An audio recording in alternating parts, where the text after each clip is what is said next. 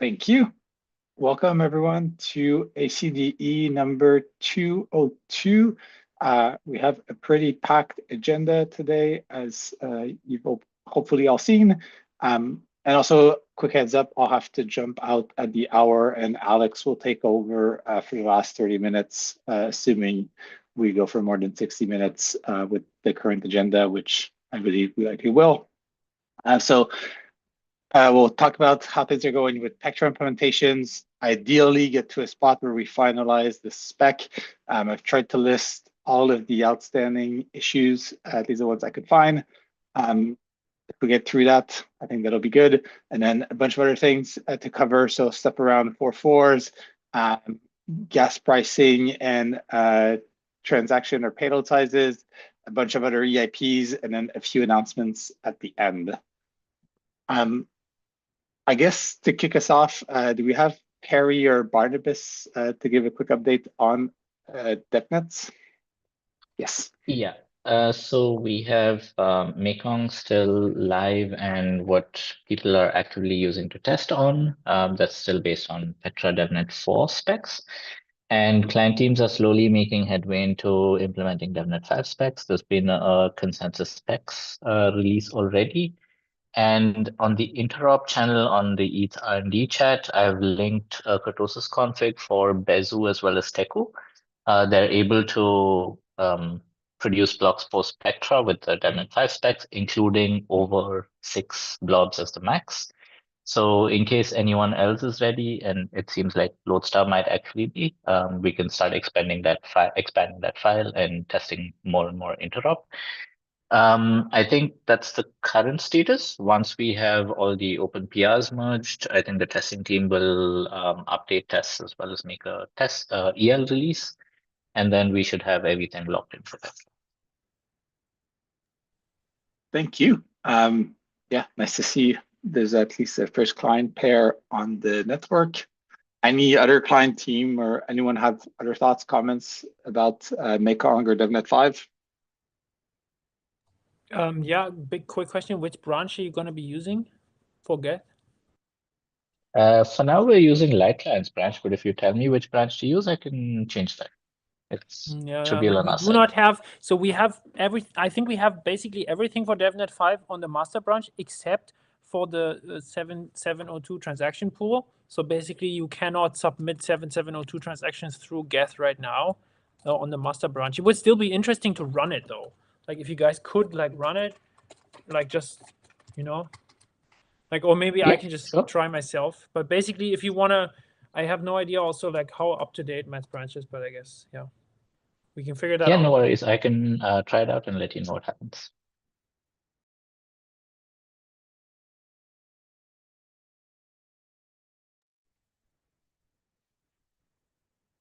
Okay. Anything else on testnets?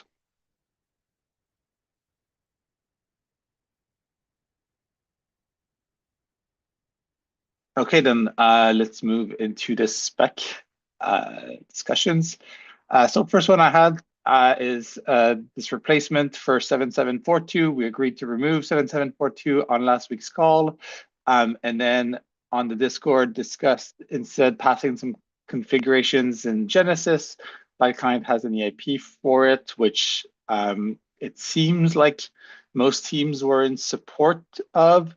But because it was introduced last week, we wanted to wait and see if there were any objections. I guess, yeah, anyone have concerns about the CIP or, yeah, an objection to moving forward with it as the way to pass the blob configurations?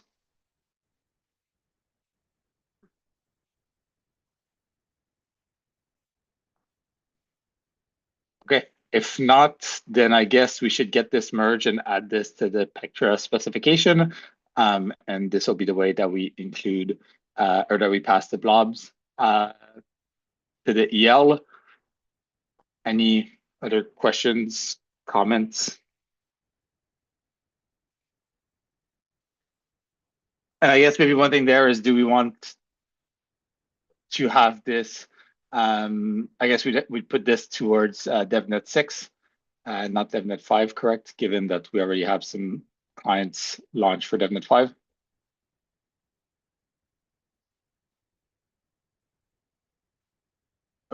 I'll take the silence as a yes.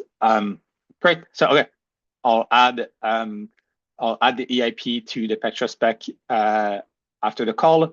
If possible, it'd be nice to get this actually merged, as it doesn't seem like there's any issues with the PR as it stands. And yeah, we can get this added to Devnet 6. Okay, next up, 7702. So there was a proposal by Proto to make the chain ID U256. This came up on ETH Magicians. I tried to open the PR. And then there was a separate proposal by Felix to just remove the chain ID altogether.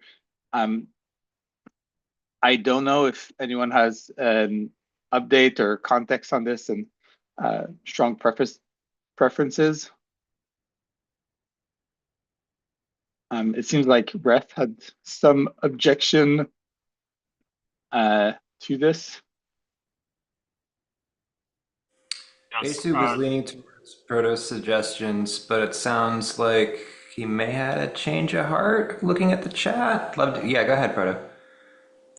Yes, I think the solution by Felix is more elegant, where I was mostly looking to preserve some functionality with the chain ID size, but Felix has a suggestion to remove it altogether. And so then you rely on the chain ID in the outer transaction, and that chain ID has the right size. So then there's no problem. Yeah, so I mean, maybe some context about my proposal. So it seems there was also maybe a bit of a misunderstanding about it. So yeah, it's I just literally raised this proposal because I thought it's a bit silly to have such large chain IDs repeated over the course of like many authorizations when they're literally all going to be the same value or 0. So that's basically where my proposal comes from. But I don't think, I mean, ultimately we do need these we do need support for like large chain IDs anyways. So that's the thing. There isn't really any way around that.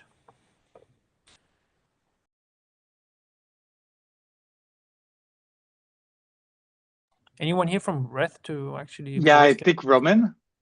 Yes. So the pushback regarding the U256 ID, like it felt like the increase is unnecessary with the motivation that was provided. And I do have, and you can read the comment to get more context. I do have pushback regarding excluding the chain ID from authorization. The pushback being that we're introducing a new primitive that is akin to the transaction, but we're making it context dependent. So for example, if I have some kind of authorization router and I have bundler for different chains, like I want to see for which chain ID the authorization was signed. And in my view, it doesn't make sense to exclude it from the object itself. Yeah.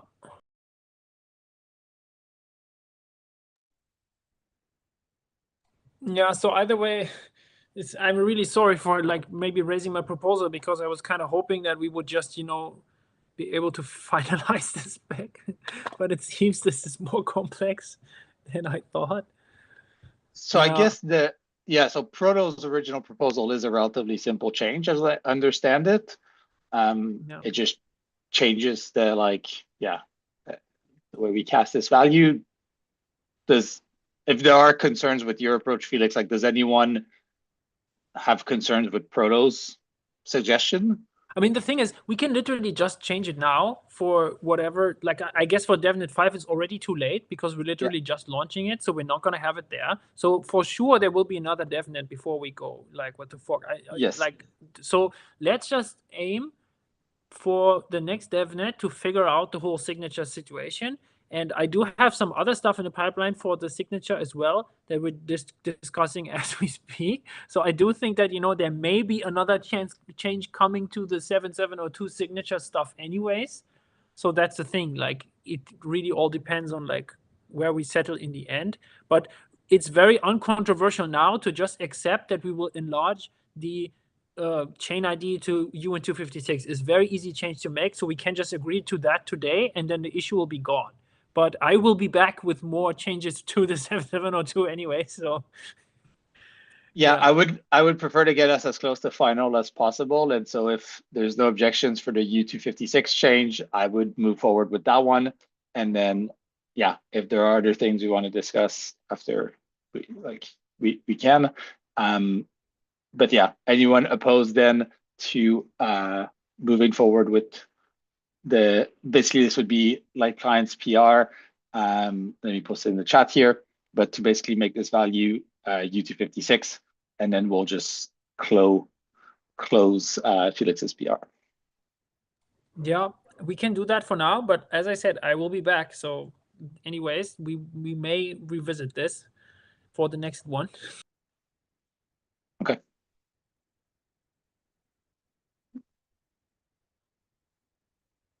Yeah, Perry, the PR I just linked 9143 is the U256 PR, and that's what we'd go for. And then 9152 is Felix's PR, which we will close. Did we agree to do that for Devnet 5? That was my understanding, but I just want to make sure everybody else was in agreement there.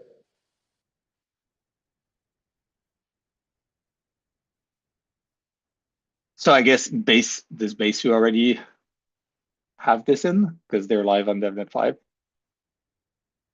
I guess in practice, we will not hit this limit unless we explicitly try to like spam it. Just to maybe clarify a bit, there is no Devnet 5 yet. We're just doing local tests, so it's just a kurtosis. Oh, okay. Okay. Yeah. So then because this is such a small change, I would include this in Devnet 5. Definitely not run another Devnet just for this.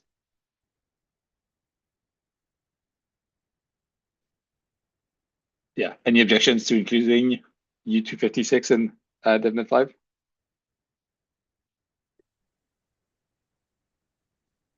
Okay, cool. So let's move forward with that one. So again, that's PR 9143 that will add to the Devnet 5 spec. Anything else on 7702?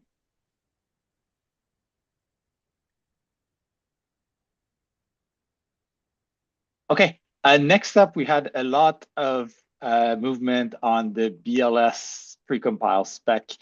Merrick, you've opened a lot of these PRs and have been kind of leading the discussion. Do you want to give some context on your different PRs and where we're at with regards to BLS pricing? Yes, of course. So we benchmarked BLS precompiles and split it into 3 PRs to discuss them separately. Overall, the operations will be less expensive, and we benchmark it with a group of people from different teams and check 4 EVMs. So EVM1, Nethermind, Bezu, and Geth. And yeah, I guess we come up with the final gas pricing. So please check those gas pricing. Currently it is being merged, so we should include it in next DevNet. Yeah, and that's mostly it about gas pricing. And there is one more PR from Pavel about BLS. Remove redundant multiplication precompiles. And the thing is that right now we have 2 operations with the same pricing that do the same thing. So multiplication and multiscalar multiplication for k equals 1. And Pavel suggested that because of this, the multiplication is not needed and can be removed. And generally, 6 people express support for this. Personally, I'm also weakly in favor of this change. It makes sense, and even if for some currently unknown reason we want to add multiplication in the future, it will be easier to add it later than to remove it in the future when it was already added in EVM. Yeah, so that's mostly it, and we can discuss this multiplication, what people think about it. Thank you. Before we do the mall removal, does anyone have concerns with the gas prices that have been merged? Otherwise, we'll assume those are final and we should include them in DevNet 5 as well. But last call if someone has objections or concerns. I know we've been discussing this for a few weeks now. Okay, amazing. Yeah, again, thank you, Merrick, for the PRs and everyone who's participated in the benchmarking conversations. Removing them all precompiles. Anyone in opposition for this?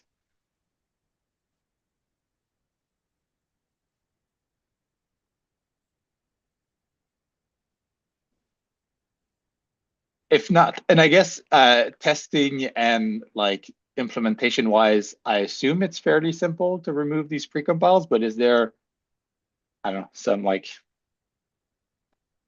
complexity that people are concerned with?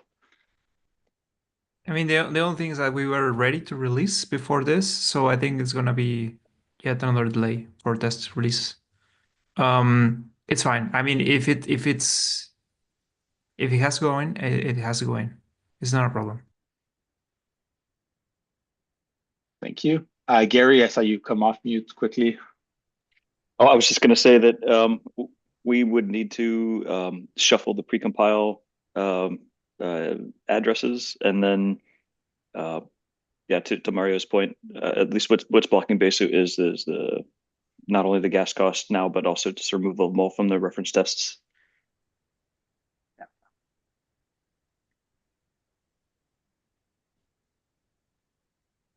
And so, oh yeah, because the PR, does the PR actually change? Oh yes, okay, so it changes like, yeah, what's that 0xOF basically, and removes a couple addresses. So yeah, so we need to make sure that we have the right precompiles with the right addresses. Ben? And also add tests just to make sure that the precompiles aren't there after it as well. Yes, we've had many DevNet and mainnet issues due to adding and removing BLS precompiles. So definitely we want to test both that the ones we expect to be there are there and working, and that the ones we previously removed are not there. Yeah. But in general, I guess this is the right time if we are going to do such a change. Yeah, just to make sure that we have DevNet 5 running with the final set of precompiles with the final set of gas prices. So even though it's a non-trivial spec change, it does feel one that's worth yeah, including in the next DevNet, and even having a small delay in terms of like getting the test out if yeah, if that's the version we're going to ship.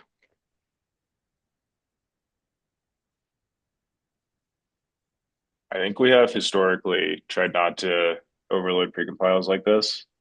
I think the obvious caveat with this being just the number of precompiles in 2537. So if people like this change, let's go ahead and move forward with it.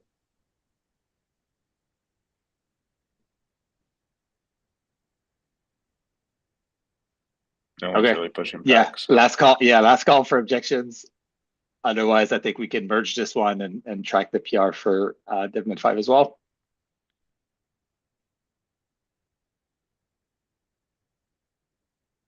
Okay, sweet. Let's do it then. Again, thanks to everyone who helped yeah, finalize the spec in the past couple of weeks. I know there was a lot to do there.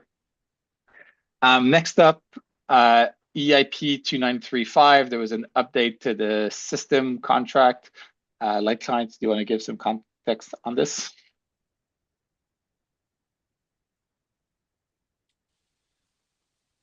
Hello. So we had a handful of audits on these different system contracts, and not much was found, but for 2935, we had a few small changes, mostly just to bring them in line with the other system contracts that we had. So I think the main two changes was changing the buffer length from 8192 to 8191. This isn't as necessary for 2935 because the block number is always monotonically increasing by 1. And instead of the timestamp, which is generally increasing by 12, but might possibly change to a different amount, sometimes it's skipped. So we just made this change more to be uniform across the board. The other big change was instead of returning 0, like the block hash instruction currently returns, we revert when the argument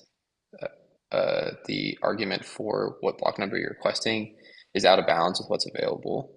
This is also, again, just to be more consistent with the other system contracts that we have, and it just improves the correctness a little bit so that it's clear that the response for this contract is an error instead of responding with 0.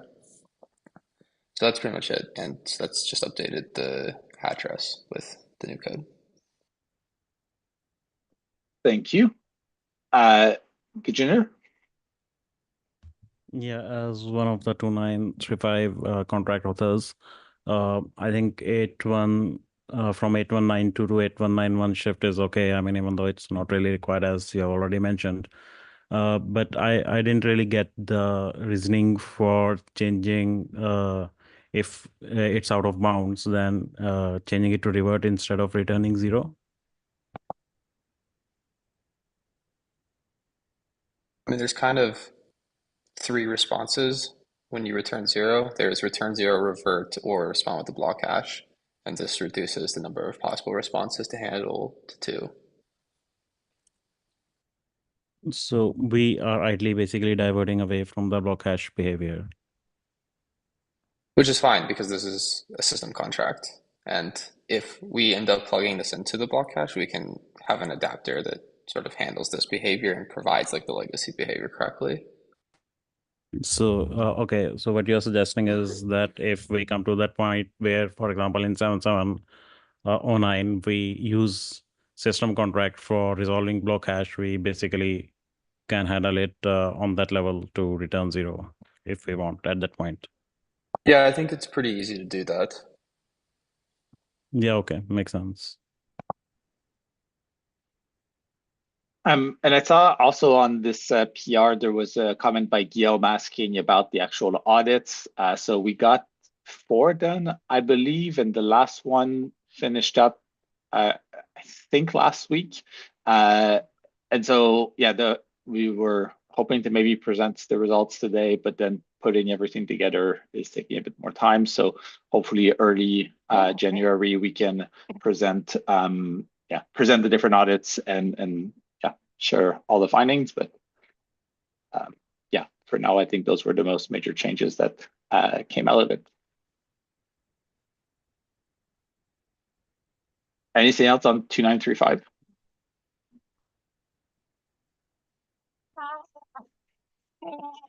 I guess one question is like, yeah, do we want to merge this PR in and have this also for Devnet 5?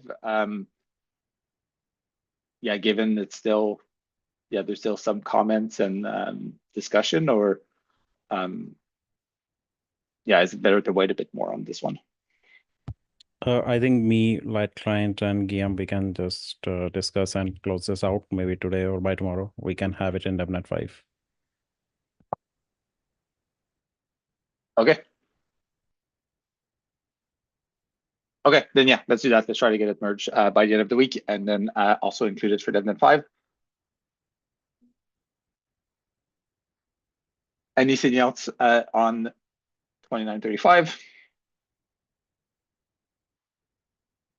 Okay, if not, that was the last Pectra spec update on the agenda. Anything else with regards to the Pectra specs that people wanted to discuss?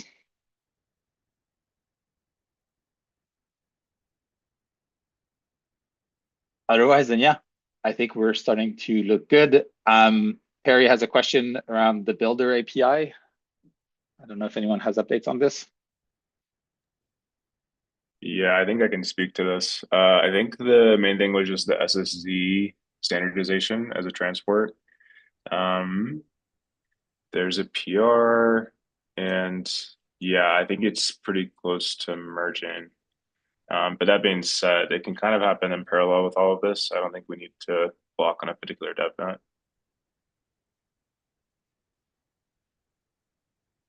Okay. Anything else about Pectra spec?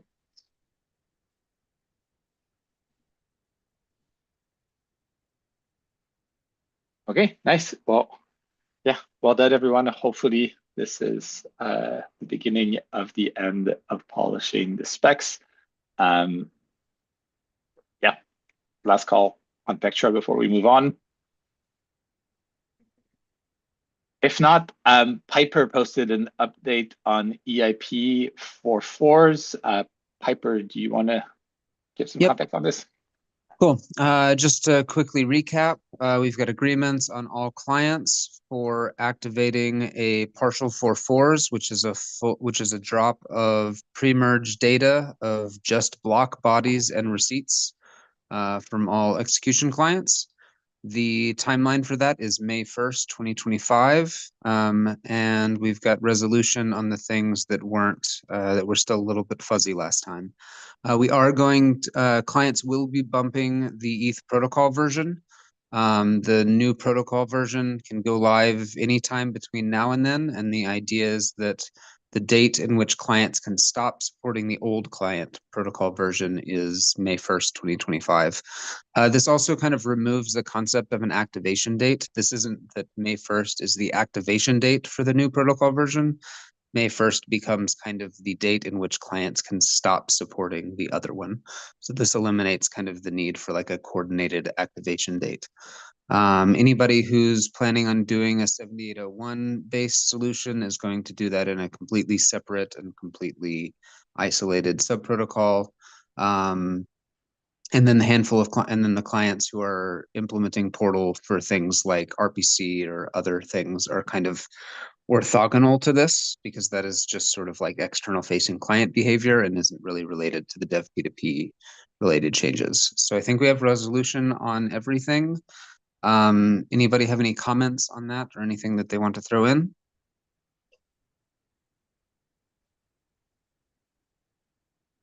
Cool. The main thing here is that clients need to get going on getting their support for this implemented and live on the network before that May 1st date, so that we can have clients active on the network, testing the new protocol version, kind of moving over onto it, so that we don't have a big shift right at the May 1st timeline. That's all that I have. Thank you. Roman? Do you have any coordinated testing process rather than doing it on mainnet? Something like Devnet equivalent for the networking protocol change. I don't have anything specific to share on that at this time. I will get with teams and see what kind of testing people want to make sure that they're doing. I assume we should at least run this on the testnets before. And I'm pretty sure, like, we had Sepolia at the merge. I think Holski launched post-merge, if I recall correctly. Yeah. I don't have a strong opinion on this. The protocol version bump is it doesn't actually change anything in any of the message payloads. So we're not actually talking about any kind of change in terms of payloads going between clients. That doesn't suggest that we still shouldn't test this. But it is technically a very minor change. Yeah, okay, so we can definitely discuss we should discuss like a rollout strategy. We can do this async. Actually, I guess Light Client says we should just make this part of Pectra and run the DevNet testnets. I don't know when the first Pectra testnets will fork, but obviously we're hoping it's before May 1st. Would client teams feel comfortable combining this, or is it going to delay people's Pectra releases? What I mean specifically is not immediately dropping history, because we do want to get Pectra out before then, but to do the version bump where clients don't serve the history over the ETHWire version 70, and they continue serving the history over the previous versions. So all the clients still have the history. They don't have to implement the actual history dropping in their database. It's just more like, how is the behavior of the client observed on the network. And I think that this is pretty easy to implement. But what it gives us is then at the point on like May 1st, whenever clients start actually dropping the data, they have a very good base of the network that they can start connecting to, who will serve the protocol they expect. So in that case, we might also think about adding like a flag and a ENR about this. It's definitely something we can consider, because I mean, you don't really want to connect to all the peers just to figure out that like they're the other kind that you don't need. Like if you still need to download the history after the cutoff date, which you shouldn't, then yeah, I mean, you can try to find peers, but it's just going to take you potentially a long time to iterate through all of them just to figure out that they have this new protocol version and you don't support. So this is kind of, for me, the counter argument to dropping the, like to adding new protocol version. It's kind of useless for the clients which actually still rely on it. So yeah. I mean, I thought the consensus was, like, at the time when we made the decision, the consensus was that since we will, like, any client will be allowed to drop history, it's not safe to rely on history being available via ETH anymore after this cutoff date. So that's the thing, you just have to have an alternative mechanism by that time. Arne, did that? Yeah, I don't think we should burden Misc V5 with this, because it's really just a transition thing. Like, you know, a year from now or 2 years from now or whenever, this will practically be all clients, because they will have had to find a different way. Yeah, that's okay. I mean, we can remove the flag. I mean, that's the thing about ENR. Like, flags are free there. I mean, it doesn't really cost us much. It's going to cost us like 3 bytes. Just adding, like, or maybe 4. I don't know. Just adding a simple flag, like, I don't know, H1 or something. I don't know. No, I mean, I just think it's fine. Like, we do this on the consensus side without a flag, and it kind of just works. You know, nobody really bothers with this. So I think that the thing here is that the clients that need the history still and are still trying to get it from the old protocol version are the clients that didn't update, which are the clients who won't know about this flag. I think that this is solving a problem that we don't have. All of the clients are in agreement that they're going to modify their clients so that they don't need to be able to download history over this. And if they do, then they need to find an alternate mechanism. So I'm not sure that there's a, if there's like somebody here who really needs that, maybe they can speak up, but I don't see that we should implement something for a problem that we potentially don't have. Okay, but this is a good point with the non-updated clients, that like they need to basically, I mean, at some point you will have to update anyway, but yeah, that's kind of thing. We can't just like force everyone to update right away. And I think that's the same. I think that's the argument for why this should potentially be included with Pectra, because my understanding is that there are some reasonable subset of clients in the network that only upgrade at fork boundaries. But what should be included? Dropping history or? Support for the new protocol version. It doesn't even have to include the full history drop, but just support for the new protocol version, so that those that do choose to upgrade and implement the drop can get support for it. But the thing is that it's kind of funny, because it's kind of backwards. I mean, so when you when you upgrade to a client that like drops the history before, then it's like you don't need the new version, because you could just get the new history still from the old protocol. But it's like it's only for the clients which want to download. So these are the non-upgraded ones. You know what I mean? Like, I don't really get it. Why? Yeah, likewise, I feel the new protocol version is equally useless to a discovery flag. Yeah, you don't really need this new version, because if your client tries to download history from the old version, then it doesn't speak the new protocol. So if we implement ETH70 that, you know, doesn't serve history before the merge, then the old clients can't use it. So they, I don't, yeah.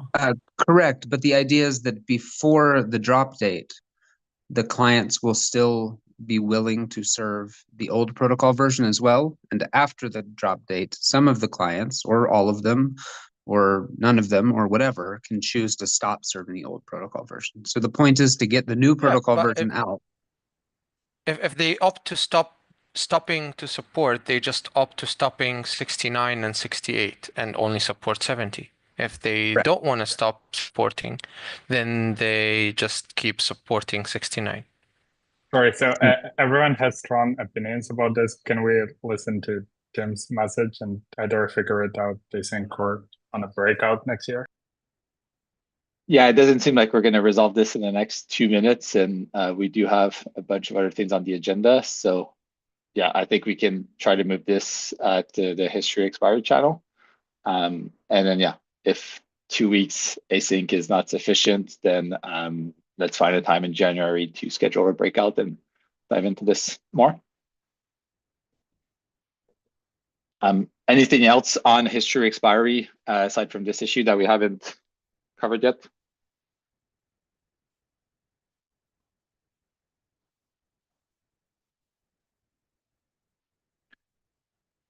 Okay.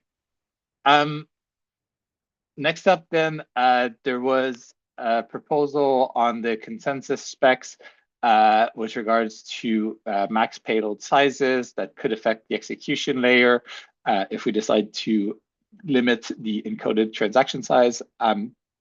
Leave, yeah, Arne the Duck, you have the issue up. Do you want to give some context on this and how it affects the execution layer? I can quickly speak to it. I mean, I don't know. Oh, I think we just lost you. We lost your audio. You're back. Oh, can you hear me? Okay. Yeah, now we can, but you were gone for like the past 30 seconds. Oh, bummer. So on the consensus layer, we have a limit for how much data we can send in a single frame. This limit is because we can't really validate all data synchronously. We can only validate some of the data synchronously, so we have like a maximum amount of data that we can send in one frame. That limit is set at 10 megabytes, and for blocks in particular, that limit can get exceeded if the gas price goes up, because the blocks can become very large. We're not there yet. We've like this limit was set in Bellatrix, and it was set assuming kind of a gas price of gas limit of 30 million, I think, with a bit of spare room. And if we want to increase the gas limit, well, then we need to increase this or do something about this limit. The limit is a spam protection mechanism, basically. So in Pectra, there's a gas schedule change that makes it more difficult to create these massive blocks, but doing it this way kind of just kicks the can down the road. So there's an issue open in the consensus spec repo that discusses a few ways in which we could fix this more permanently. The ones that are the most interesting right now are to either let the consensus layer and the execution layer agree on the maximum size of the transaction list in the execution payload. This basically means that block builders and mempools and so on have to consider the size in bytes of the transaction before they add it to the block. So this is effectively, this is almost like multidimensional pricing, except the currency is bytes. The other solution that has been proposed is to kind of compute this limit from the current gas limit. That has a few downsides. It's very difficult to implement in the consensus layer. Gossip in the consensus layer was never really meant to transmit single chunks of data this large. It's part of the reason why we package blogs and blobs into separate messages. So the other alternative here is that we kind of agree on the limit and then, or we derive the limit from the gas limit and then consensus clients will have to deal with it anyway. That opens up some technical complexity. So I would encourage everybody that's working on the execution client to think a little bit about this, like what it would mean for the mempool if the total size of the transactions that are included in the block is given kind of like an upper bound. And this upper bound would be, hefty, but not too hefty, so that we actually have a fair chance of transmitting these blocks within what currently is the 4-second time limit. Now, when we reason about this on the consensus side, one of the things we think about is that we have an amplification factor when blocks go out, and then they have to pass through a number of hops before they get to the final destination. So you can basically say that, like, a 10 megabyte block on a 10 megabit line takes X amount of time to transmit in full before it can move to the next hop, and we need to squeeze all that in and some validation within 4 seconds. So the practical kind of limits that we're talking about, like, we should probably stay within, I think the theoretical maximum we thought about at the time was around 2.5 megs, not sustained. And that would be one kind of limit that would happen. Just look at the issue and then take it from there. Yeah, thank you for sharing. The background here. Light Client has a question in the chat asking about what the upper bound we're looking for is, because with 7623 we have bound the block size. So is that sufficient, or do we need to do something else? 7623, is that gas repricing for call data? Yes. Yeah, there's still no bound, right? So if the there's a bound yes, there's a bound that's dependent on the gas limit. Yes. Yeah, so it's this link between the gas limit and the size of the block that is the problem. As long as the size of the block is determined by the gas limit, no matter what the gas limit is, then as long as we don't have an upper bound on where the gas limit can go, we also don't have an upper bound on where the block size can go, and this is the problem. So imagine we have, gigagas limit or whatever, right? And we have a massive block, even with the Electra change, and that's something that we should think about how to address in the longer term. So I guess, one thing we have discussed on this topic in the past is bounding the gas limit in protocol and having something like a max gas limit in protocol, still allowing validators to lower it if needed. But if there is a specific point at which the block size is concerning, that's another solution that's a relatively minor consensus change. The obvious downside here is then expanding the gas limit beyond that is subject to hard forks. Спасибо большое тебе за рулет.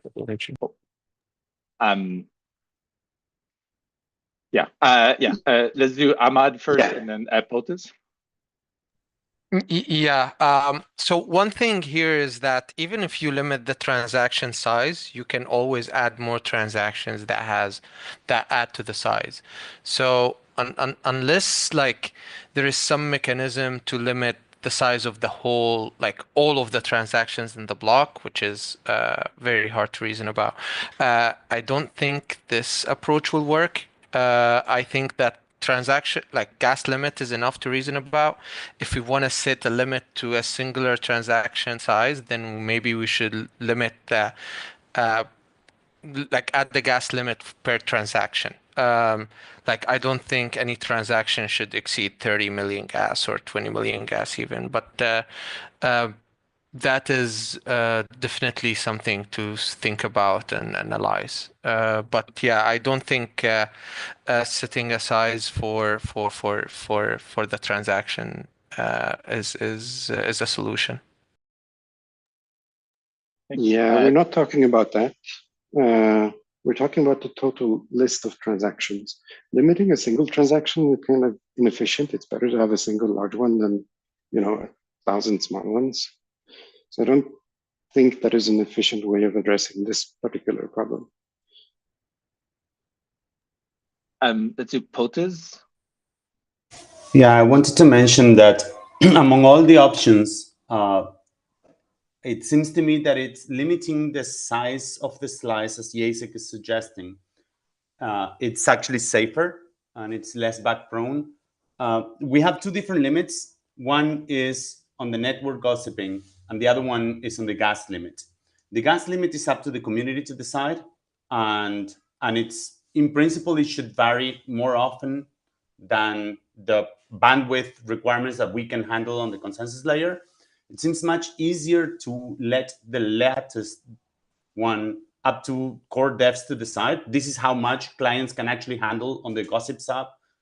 And we are going to gossip up to this limit.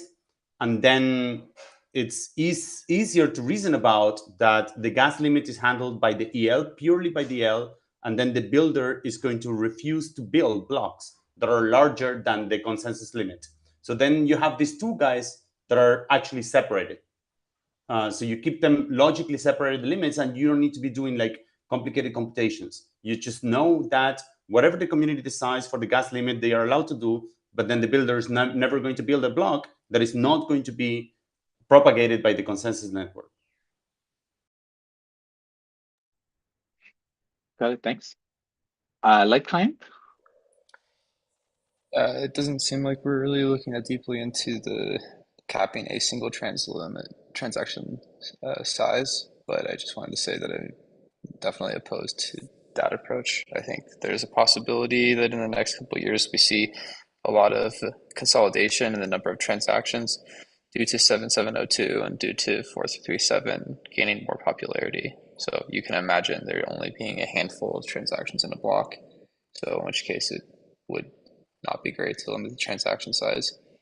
In general, though, I feel that limiting transaction size or transactions size arbitrarily in the consensus layer is pretty wonky, and I would definitely prefer to either fix the gas limit so that these constants are like uniform across the stack, or to make the message size some sort of product of the gas limit. Thanks. Let's do Ben. So block building with the gas limit's already an MP hard problem. And if you're also then throwing in the byte limit, you're making it combinationally much, much harder. So if there is an easier solution, it would be better.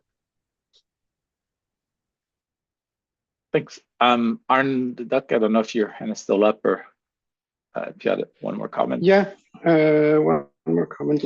I will note that we can pretty much compute the maximum sizes from the gas limit, which means that if we do impose maximum gas limit, then we're also effectively imposing a maximum block size, and then we've also solved the problem.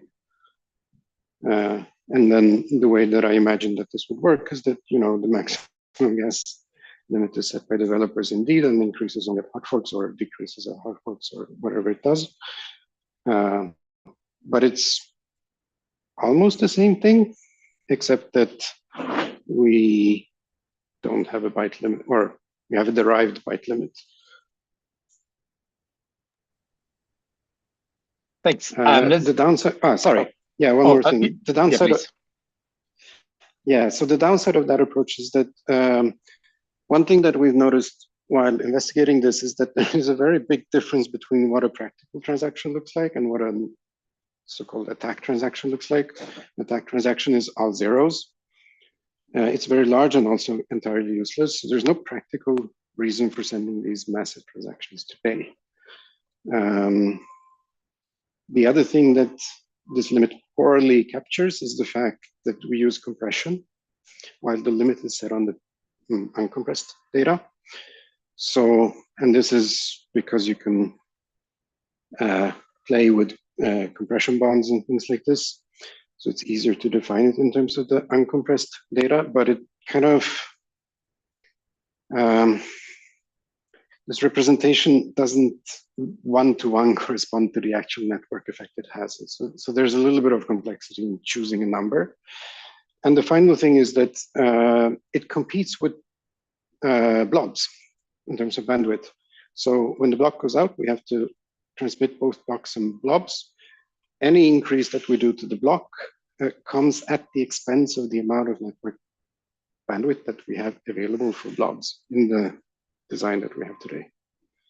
Also interesting to keep in mind.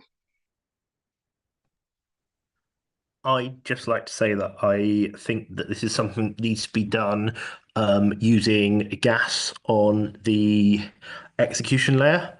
I think various people have played with ideas of various sorts of special caps that could be imposed.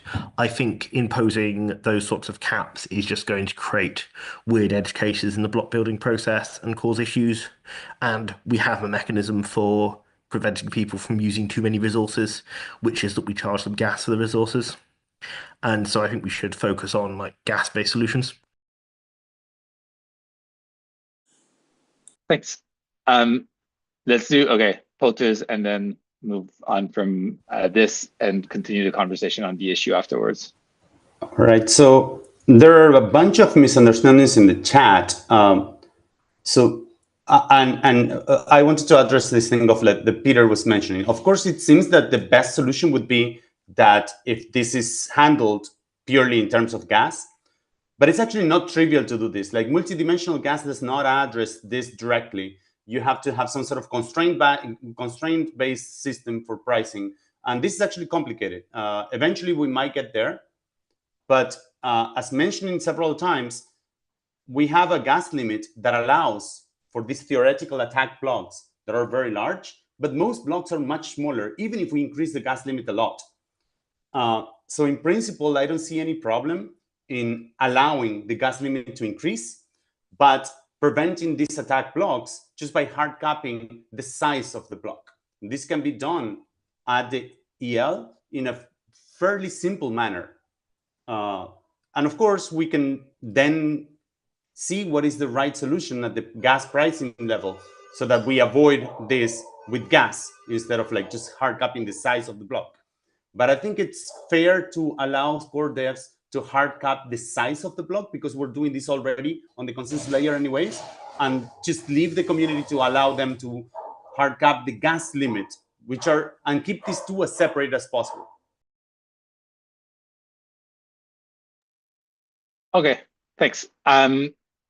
Yeah, let's continue this conversation. Async, clearly there's much to discuss. Hopefully we can get to a resolution in the next few weeks. Okay, next up we have a bunch of different EIP discussions.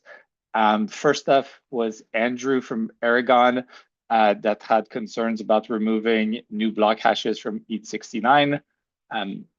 Andrew, do you want to show that? Sure.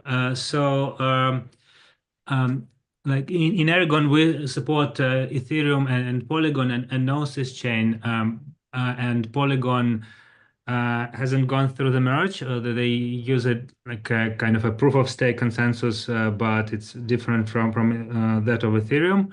And basically, they still use new block and new block hashes messages, but ETH69 potentially can still be beneficial to Polygon because it drops the Bloom field, the total drop. We can have a workaround about regarding dropping the total difficulty, but we definitely need new block and new block hashes for Polygon.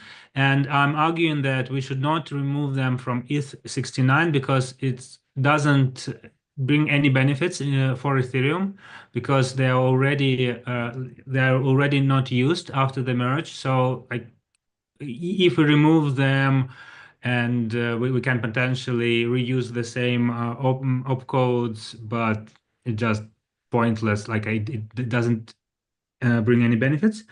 So I'm arguing that we shouldn't do it because yeah, it doesn't bring any benefits, but it introduces incompatibility with other blockchains such as Polygon. So I'm fine with not dropping them. I think it's totally reasonable to have these messages. The mechanism is very simple. I'm actually not sure if we have even deleted the implementation of it in Geth.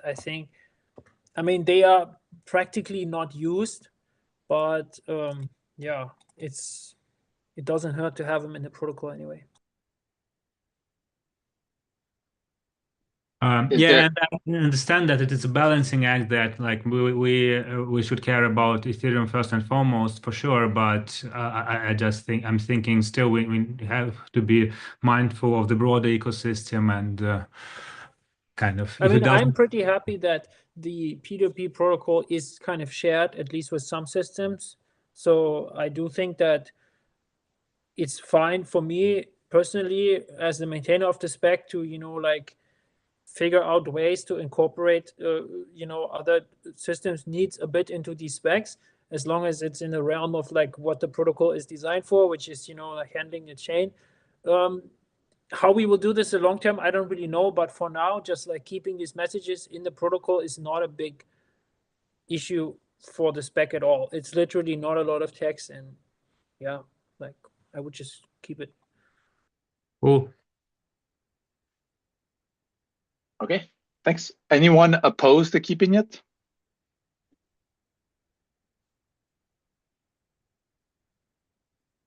Okay, well, we can move forward with this. I will have to hop off in the next minute or so, so we'll hand it over to Alex to run the rest of the call. And maybe just introducing, like, the next thing we had on the agenda, there was an update to an EIP we discussed a while back, the Wormhole's EIP, asking for feedback. I don't think the person who did this is on the call. But yes, I don't know if we want to discuss this live on the call or people want to just review async. If there's any comments, concerns, we can discuss those now. But otherwise, I think I just point people towards the PR.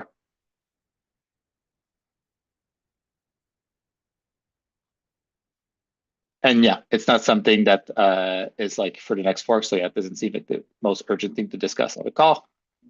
Okay, we'll hand it over to Alex then, and yeah, take it from here. Thanks, everyone. Thanks, Tom. Let's see. So we covered that, and right. So yeah, there was a comment here just to close the loop on this Wormhole thing. It sounds like they're just looking for feedback. So yeah, take a look at this PR 9080 when you have a chance. Next up, let's see. This is EIP 7. Alex, sorry, do you mind if I jump in something, a very quick thing that I'd point out? There is, on the discussion of the Wormhole EIP, a potential for legal risk, because obviously this sort of tech could be used for people to do money laundering stuff. And there have been cases where people have been prosecuted for developing anonymity tech. So I think if there is going to be a process where people want to implement this, we may need to like think about that issue intentionally. Right. Yeah. I mean, I think there are a lot of additional considerations. It sounds like from the comment here that they're just looking for technical feedback on the implementation. So yeah, I mean, to start, if anyone's interested, we can just take a look at that. And yeah, like we were saying, I think it's probably quite a ways away from any particular hard fork conclusion. So these other questions are very, very important as you call out. But yeah, probably not something we need to handle right now. Thanks. Right. Okay. So next up, we have EIP 7808. This wants to reserve part of the transaction type range for RIPs. The way this works is that EIP 2718 gives us transaction types that all of you, I think, are very familiar with. And yeah, essentially the CIP wants to claim the upper half of this range for RIPs. So essentially rollups can use them for their own purposes. Let's see. This is from Carl Yoav Ansgar. Do one of you want to add some more context? Yeah, so basically a bunch of the things that we would like to be able to ship for L2s are constrained by this. Many of the things surrounding, for example, account abstraction, enshrined account abstraction require new transaction types, and L2s themselves would also like to have a more principled way about reasoning about transaction types. So much like we discussed on ACD a few months ago with EIP 7587, which reserved the upper half of the precompile range for use by the RIPs. This would do the same for the transaction types. And just for context here, this range is 128 transactions wide, so this would be assigning 64 to both. So we're nowhere near this limit on mainnet or something, so it's or on L1, so this shouldn't be a constraint. Yeah, and it's hard to imagine we would have this many transaction types at L1, which, you know, maybe I'll have to eat my words someday, but this seems pretty straightforward. Yeah, and if need be, we can also become like supersede this EIP with something more concrete that divides up the range more carefully if in the future. But for now, I think this is a reasonable thing to do. Yeah, and it seems like we could merge this outside of any hard fork schedule. So essentially, yeah, I think we just need agreement on the idea. Anyone think we should not do this?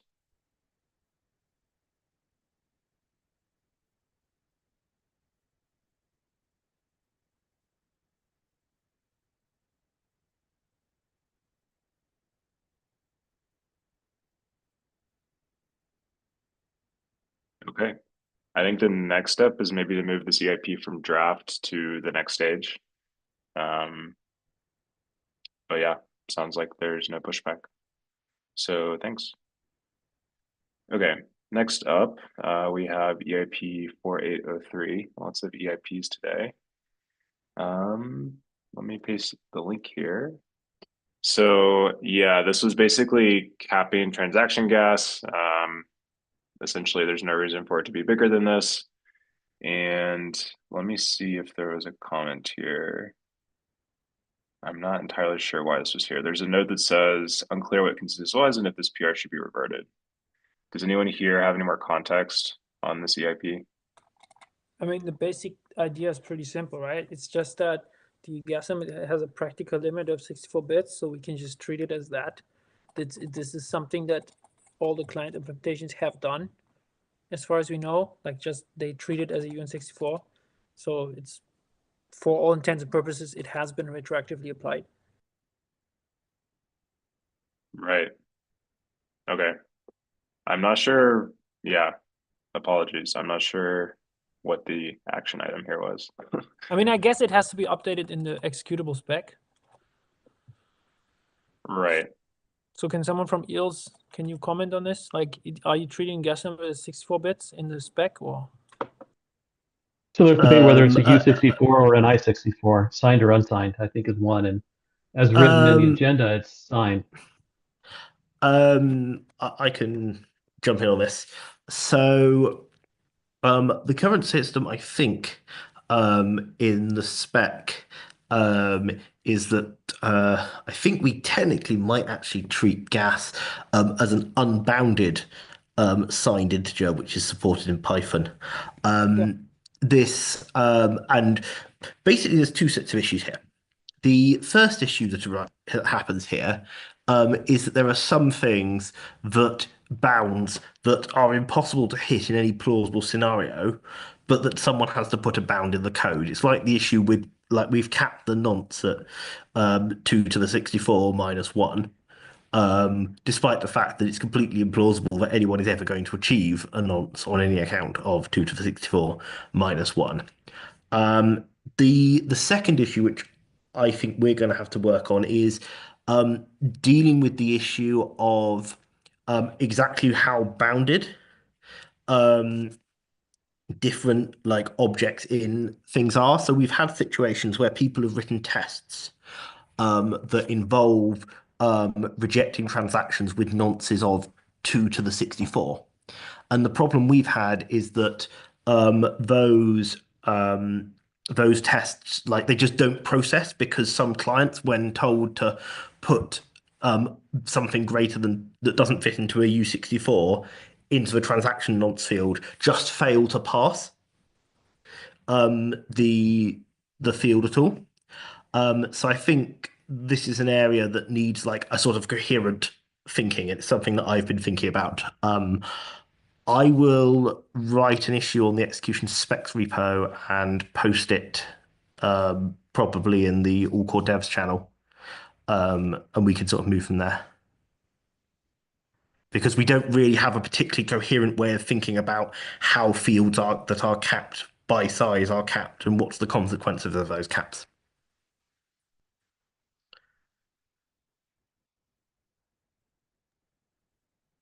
Okay, then yeah, just share the issue once you have it. Any other comments on this at the moment?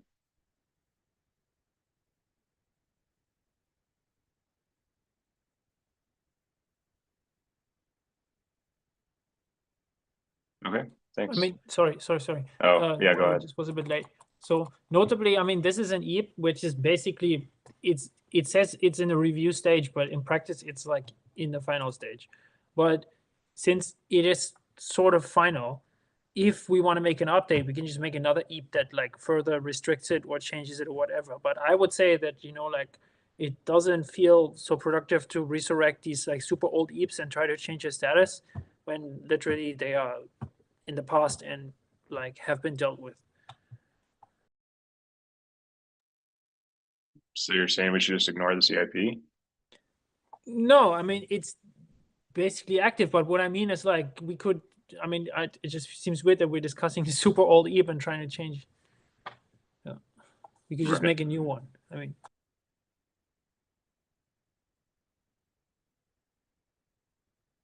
Okay.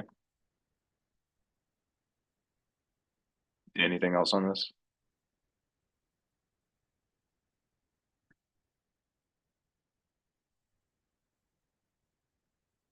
Okay, then we'll move to the next set here on the agenda. There's just a number of announcements. And yeah, the first one here is 9216. Let me grab a link for that one. And essentially, yeah, I think the update here is just that this has been merged. There was some language here updated in EIP 7723 around different statuses for parts of the EIPs throughout the ACD process. Just, yeah, updating again how we use some of these things. There's this notion of CFI, SFI, and then how they relate to devnets. We covered this, I think, last week on ACD, so yeah, should be pretty straightforward. And I think the update here is just that this has been merged. Okay, next up, a new EVM resource pricing working group. So Devnet and Ansgar have an announcement here. I don't know if one of you, Ansgar's on the call. We're both here, I think. Oh, hey, yeah. Would you like to give? Yep. Yep. If I can share my screen for 1 minute, also give more context.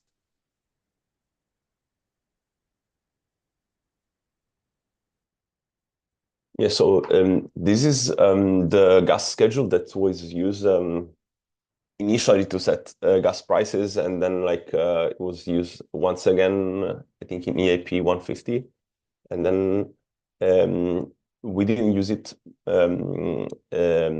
anymore. But essentially, like what we are doing with Asgard is we are doing some research on resource pricing, focus on like multidimensional resource pricing. But we think that there is like some interesting benchmarking / modeling work that can be done. It will both like support the work we're doing and also potentially help us with this repricing of opcodes that we want to do. So basically here, what was done is resource prices were set in a pretty principled way, right? Like you can already see that there is multiple resources. Many of you have seen this, but like for who has not seen, I will just like go very quickly over it. And then for each resource, there is an approximation of how much it will cost, right? In like, for example, for compute, in microseconds, history bytes, etc., etc. And then there is a gas limit, which was 3 million in this case. And now it's much higher, but then there is also a gas limit for each resource. And then basically, the full cost was computed by like aggregating like all the resource costs. So this is already in line with what we want to do with resource pricing. So we think like it would be really interesting to get like some clients involved to help us basically refresh this. Like we've never like refreshed it.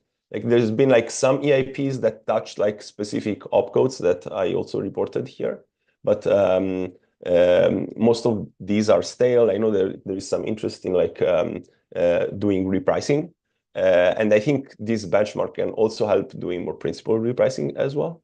Yeah, most of the opcodes are on the compute side, but we are also quite interested on like the ones on the IO side, and yeah, so this is kind of like the initial focus of the working group. But I believe Ansgar has also like 2 or other 3 topics. I don't know if you want to add, Ansgar, more detail on that. Yeah, sure. And maybe you can keep your screen share. I don't know for a second because I think people are curious to see that. Yeah, so basically the idea indeed is that like there's both now more active research again ongoing on the kind of the longer term path here, and I mean I feel like in a way multidimensional pricing is almost a bit of a meme at this point, but it's actually I think it's not even going to be that big of a change once we actually are ready to do the full thing. But that's definitely going to take a few more hard work cycles to get there. So the idea was to just see, because there's already a lot of like individual efforts ongoing right now of people thinking about individual bits and pieces of, hey, could we do like some sort of shorter term repricing? Vitalik had these ideas of just taking all of all of these basic compute EIP compute opcodes and setting their price to 1. And yeah, I know people have been working actively on precompile benchmarking, and so basically the idea would just be to have us to basically create a working group to bundle all of these individual efforts and make sure we can work towards something that I mean, I would say my target would be to try to have something shippable for Fusaka. I mean, of course, who knows? Fusaka's already getting pretty full, so maybe it would be Fusaka +1. But either way, basically like work on the more like short-term shippable things. Yeah, as Davide was saying, the focus would be the kind of just a one-time repricing, and one-time not meaning we would never reprice things again. It just means like a static repricing, not the multidimensional. But there are also some other small things that I think could be could be in scope for like short-term changes around like block level pricing, around a few other tweaks like this gas sheltering kind of fix. So basically just all things fee markets in like a more short-term focus. And yeah, the idea was just to get that at home. I think for now we were thinking the best thing to start would just be to say create a Telegram group. I think that Davide already created one. We could share the link in the Allcodevs channel, and then take it from there. And then in the new year maybe start with a breakout call and yeah, try to make progress.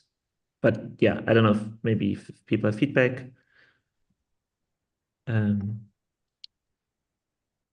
There were some comments in the chat just about other threads here, but yeah, I think this sounds like a nice way forward. If you post a link to a group on Discord and people can join, and yeah, looking forward to any work that starts up here in January. Right. And yeah, by the way, just to brief it, I said because Dino asked whether that's connected with these other efforts already ongoing. Yeah, so basically the point specifically is not for like us to basically start or lead this necessarily. And we were thinking maybe we can like basically help us like coordinators and with some of our own ideas, but the point is to just say, hey, there's already now several different groups in the Codev space right now are all working on some portions of this. So let's just make sure that all happens in a coordinated way. That's primarily the intention here. Yeah, makes sense. Any questions from anyone here about this? Any other questions?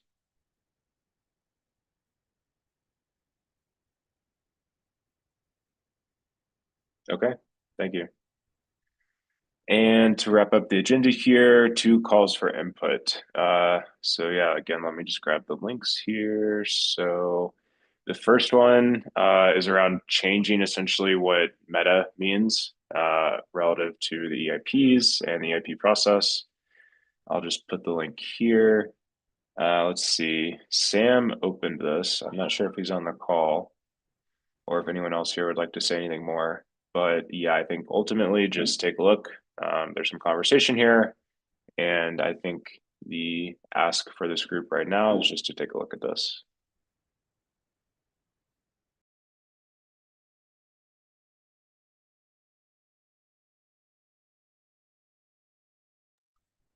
Okay, otherwise there's one more.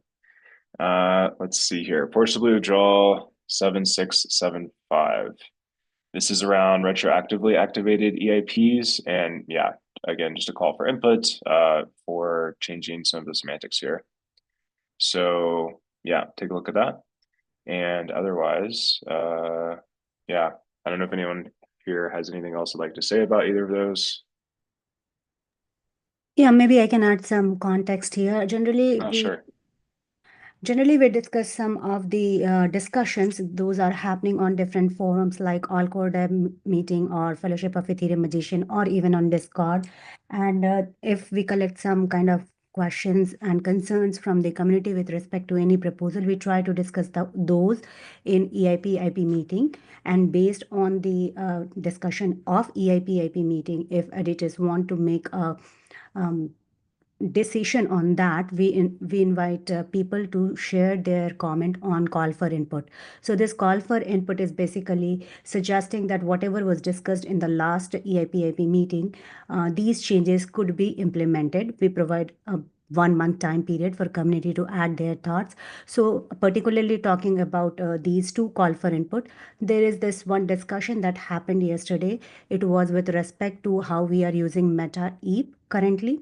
Meta EIP as defined in EIP1 is mostly related to processes. However, it has been used as a upgrade meta. So this particular call for input is to clarify that either we need to move all upgrade EIP to informational, or we might want to update the EIP1.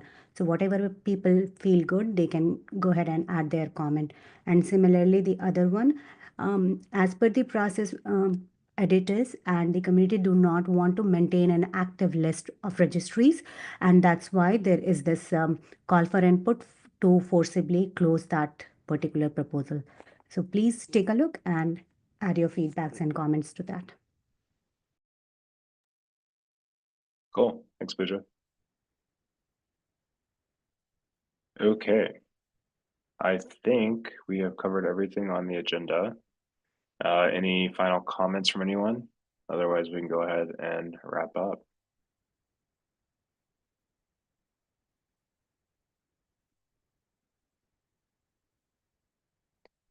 I guess maybe just to call it out, there was a question in the chat around Devnet 5 timing, because I think that's probably a very relevant thing for everyone here.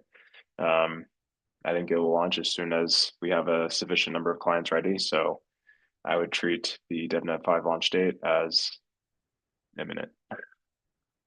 Meaning, yeah, to the extent you can with the holidays, please make progress on the Devnet 5 specs.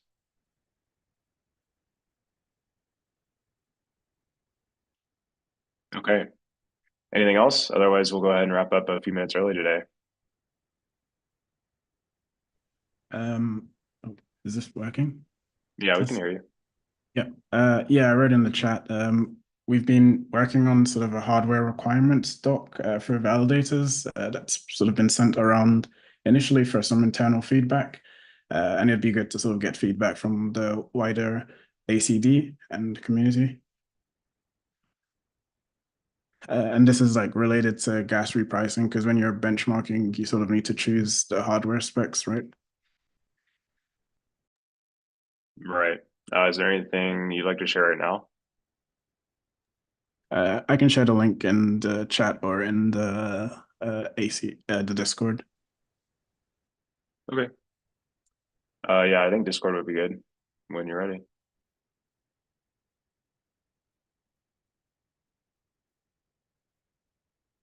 Okay. Anything else? Otherwise, we'll close out for the day. And yeah, happy holidays, everyone. Happy holidays. Yeah, Bye-bye. Devnet 5. Hi, everyone. Happy holidays. Happy holidays. Bye, everyone. Happy holidays. Happy holidays.